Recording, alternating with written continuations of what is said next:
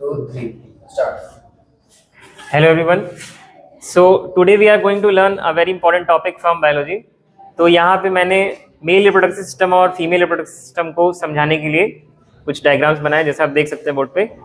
तो उससे पहले हम लोग यहाँ पे समझते हैं कि प्यूबर्टी क्या होता है, बिकॉज मेल रिप्रोडक्टिव सिस्टम और फीमेल रिप्रोडक्टिव सिस्टम को समझने का इंपॉर्टेंस तभी आएगा जब प्यूबर्टी को हम समझ चुके होंगे। तो प्यूबर्टी क्या होता है? प्यूबर्टी वो स्टेज होता है एक ह्यूमन बीइंग के लाइफ में जब उसके अंदर प्रेजेंट जो रिप्रोडक्टिव ऑर्गन्स हैं वो मैच्योर हो जाते हैं। फॉर एग्जाम्पल, अगर बॉयज़ और गर्ल्स के केस में हम देखें तो प्यूबर्टी का मतलब क्या होता है कि जब बॉयज़ के केस में प्यूबर्टी आती है तो वो नॉर्मली 13 to 14 का एज जो है अटेन कर चुके हैं अपने लाइफ में, और बॉयज़ के केस में मेल गोनेट्स या टेस्टिस जो है मेल गैमेट्स प्रोड्यूस करना शुरू कर देते हैं इनडायरेक्टली, जिसे हम लोग स्पर्म कहते हैं। कुछ इस शेप का होता है स्पर्म, ठीक है, इसमें ये हेड होगा, ये टेल होगा। और गर्ल्स के केस में जब अगर प्यूबर्टी आती है तो नॉर्मली एज जो है 10 से 12 साल होता है, और उनमें जो फीमेल गोनेट्स या ओवरीज है वो फीमेल गैमेट्स प्रोड्यूस करना शुरू करते हैं, जिससे दो हार्मोन्स निकलते हैं, ऑस्ट्रोजन और प्रोजेस्टेरोन, ठीक है। So puberty is nothing but the age at which the sex hormones और gametes begin to produce the respective hormones in the case of male and female. अब प्यूबर्टी जब आती है तो उसमें बहुत सारे चेंजेस आते हैं बॉडीज में।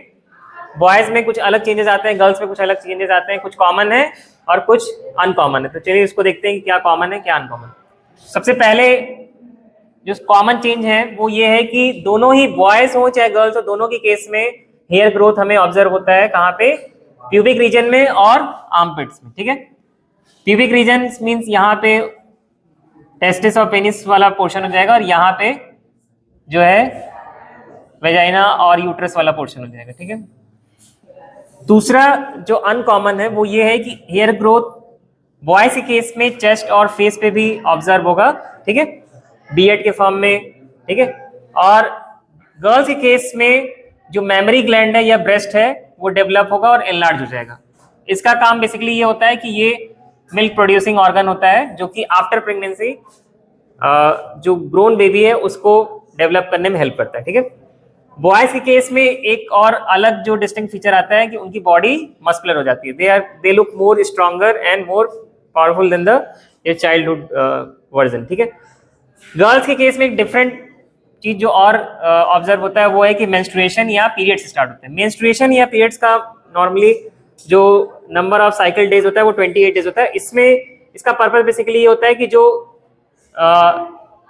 रीजन है यूट्रस के पास का, उसकी क्लीनिंग बार बार जरूरी है, बिकॉज एक हर महीने मैच्योर होता है और उसको बार बार उसको बॉडी को क्लीन अप करना पड़ता है उस पोर्शन को, इसलिए पीरियड्स के जो रेगुलर साइकिल है वो हमेशा ऑब्जर्व होता है। इसके अलावा जो लास्ट दोनों में कॉमन है वो कि फीलिंग और सेक्सुअल डिजायर्स या ड्राइव्स जो है ड्राइव्स हैं वो दोनों में डेवलप होते हैं, मेल में भी और फीमेल में भी। Now come to the male reproductive system. तो इस डायग्राम में मैंने मेल रिप्रोडक्टिव सिस्टम को बनाया है। इसमें इंपॉर्टेंट ऑर्गन कौन कौन से हैं पहले उसे देखते हैं। ये जो ट्यूब टाइप से स्ट्रक्चर आप देख रहे हैं यहाँ पे, इसको पेनिस कहते हैं। इसके अंदर जो स्पर्म का पाथवे है उसे हम यूरेथ्रा कहते हैं। इसके बगल में यहाँ पे स्क्रोटम है और उसी के अंदर टेस्टिस होता है। स्क्रोटम जो है नॉर्मली बॉडी के एब्डोमिनल कैविटी से बाहर होता है। इसका कारण क्या है कि स्पर्म फॉर्मेशन को फॉर्म होने के लिए बॉडी से नॉर्मली 3 डिग्री सेल्सियस कम टेम्परेचर चाहिए, ठीक है। बॉडी का टेम्परेचर अगर 37 है तो स्क्रोटम में टेम्परेचर नॉर्मली 34 डिग्री सेल्सियस होगा, तभी स्पर्म फॉर्म होगा।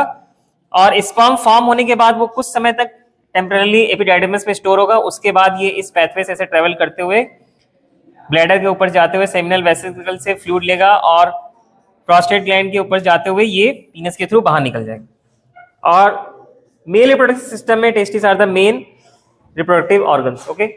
Now let us see what is female reproductive system and what are its main parts. So female reproductive system is more symmetrical with respect to the y axis और vertical axis। जैसा इसमें left portion है वैसा ही right portion है। तो female reproductive system में हम ये देख सकते हैं कि यहाँ पे सबसे पहले हम लोग ओवरी को ऑब्जर्व कर रहे हैं। ओवरी वो जगह होता है जहाँ पे एग बनता है।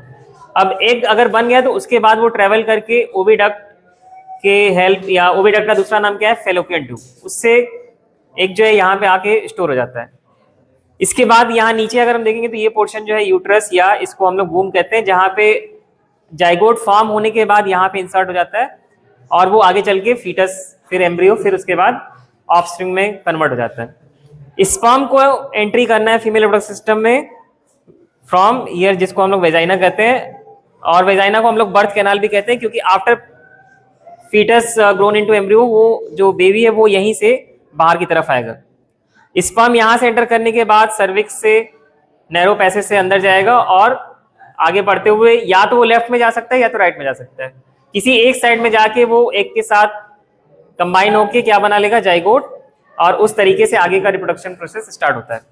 सो यहाँ पे हमें एक चीज इंपॉर्टेंट जो याद रखना है कि ओवरीज आर द मेन और primary reproductive organs in the women और फीमेल। ओके, सो ये एक तरीके से मैंने आपको एक शॉर्ट और ब्रीफ डिस्क्रिप्शन दिया किसका, मेल और फीमेल रिप्रोडक्टिव सिस्टम का। Okay, so thank you for watching this video and have a nice day.